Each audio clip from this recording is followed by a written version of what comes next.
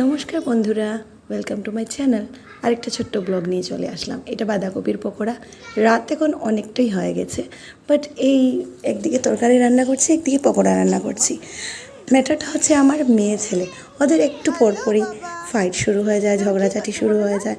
আর ওদের এত mood swings. আর আমার ছেলে আর মেয়ে দুজনেরই খুব প্রিয় আমার বানানো হাতের এই পকোড়াগুলো। প্রায় সময় বিভিন্ন ধরনের ভেজিটেবলস দিয়ে অন্য কিছু দিয়ে ট্রাই করি, তো আজকে বাঁধাকপির পকোড়া করলাম।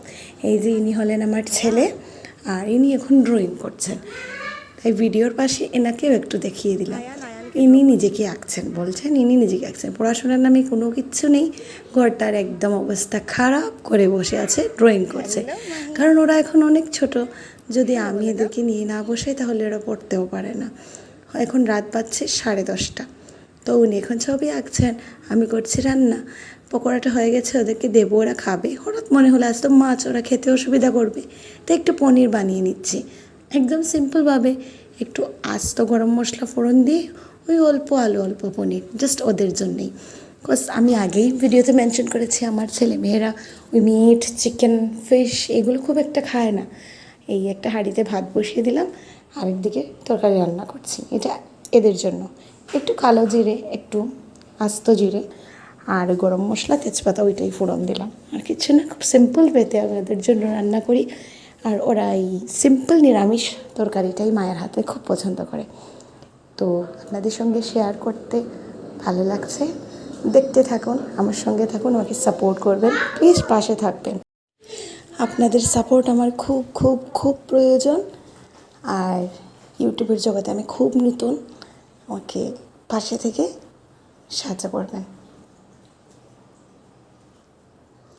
তো কথা বলতেছিলাম, এই যে আমি আলুগুলো তেল আর ওই মশলাগুলো গরম হওয়ার পর ছেড়ে দিলাম, একটু ভালো করে ভাজাভুজি করে নুন দিয়ে। খুব একটা মশলা আমি দেবই না এতে, মানে আস্ত জিরে তো দিয়ে দিচ্ছি, তাই জিরে গুঁড়োটা অ্যাভয়েড করে নেব। একটু হলুদ গুঁড়ো, একটু লবণ গুঁড়ো, 1 চামচের মতো লবণ গুঁড়ো আর 1 চামচের মতো হলুদ গুঁড়ো, ছোট্ট চামচ দিয়ে। ওইটা দিয়েই আমি সিম্পলভাবে ওদের রান্নাটা করে নেব। আলুগুলোকে ভালোভাবে কষাতে হবে, যেহেতু বাচ্চারা খাবে। আমার ঘরে এটাই একটা অসুবিধে, আমি যখনই রান্না করি ওদের জন্য আমাকে একটু আলাদাভাবে করতে হয়, যেহেতু ওরা দেখতেই পাচ্ছেন খুবই ছোটো। তাই একটু কাশ্মীরি লাল মরিচ দিয়েছি, একটু কালারটা ভালো আসার জন্যে। বাস, আমার ঘরে বেশিরভাগ সময় কাশ্মীরি রেড চিলিটাই ইউজ হয়, যেহেতু আমরা নর্মাল চিলিটা বেশি দিতে পারি না। ঘরে আমরা দুজনই আছি, দুজনই থাকি, ওই জন্যে।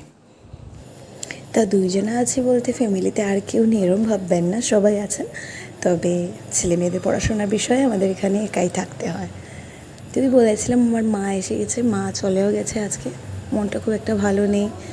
কালকের দিনে মা ছিল, মানে ভালো লাগছিল। আজকে মা নেই, বাবা নেই, একা একাই রান্না করছি। আর একটু কাসুরি মেথি দিয়ে দিলাম যাতে ফ্লেভারটা একটু সুন্দর হয়। বুঝতেই তো পারছেন ছোটোদের রান্না, ওদের মন মতো করে একটু খাওয়ানোর চেষ্টা করি। আমার ঘরে যখন যা থাকে সবসময় আমি খুব ভালো একটা জিনিস, মাছ হবে, মাংস হবে, পনির হবে, ডিম হবে, এমনটা হতে নাও পারে। যেহেতু আমরা মধ্যবিত্ত, ন্যূনতম মধ্যবিত্ত, তাই যখন যা পারি একটু সুন্দরভাবে করে নিজে বাচ্চাদের দিতে চাই, নিজেরও একটু ভালোভাবে সুন্দরভাবে যাই আছে তাই খেতে চাই, ভালো থাকতে চাই। মানে চেষ্টা করি যাতে যা আছে তা নিয়েই ভালোভাবে থাকতে পারি, করতে পারি। অসম্ভব গরম, মুখের অবস্থা একদম খারাপ। আর তরকারিটা প্রায় হয়ে যাবে, আর ভাত খেয়ে তো আর কি ঘুমিয়ে পড়বো দুজনকে নিয়ে। প্লিজ ভালো লাগলে পাশে থাকবেন, লাইক সাবস্ক্রাইব করে দেবেন চ্যানেলটাকে। ধন্যবাদ।